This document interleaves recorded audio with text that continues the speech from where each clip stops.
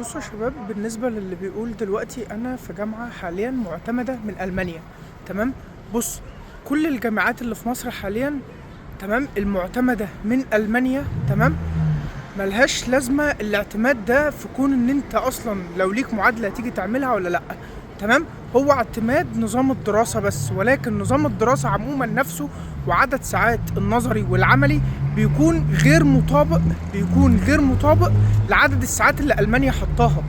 هي ألمانيا اما بتعتمد جامعة تمام في دولة تانية بتعتمد نظام التعليم نفسه ان هو يعني زي النظام الألماني او مطابق للنظام الألماني، ولكن عدد ساعات الدراسة نفسه النظري والعملي هي ديت المشكلة اللي بتبقى فيه، يعني عدد ساعات النظري والعملي.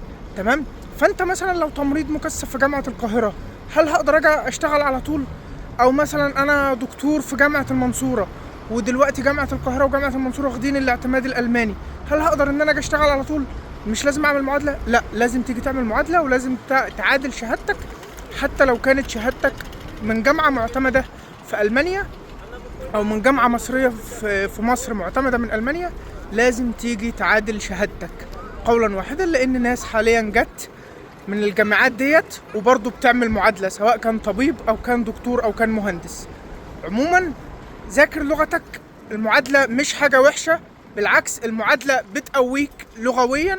بتاخد منك مجهود جبار ومجهود كبير، طبعا محدش يقدر ينكر ده، ولكن هتعمل ايه؟ مفيش حل قدامك غير كده. فلازم تجتهد وتذاكر وتيجي تعمل معادلتك على خير ان شاء الله، وبالتوفيق باذن الله. واشوفك في المانيا قريب، واشوفكم كلكم في المانيا قريب ان شاء الله. ولو لسه بتتفرج ووصلت للنقطة ديت، فشكرا جدا ان انت بتتفرج وكملت الفيديو للاخر.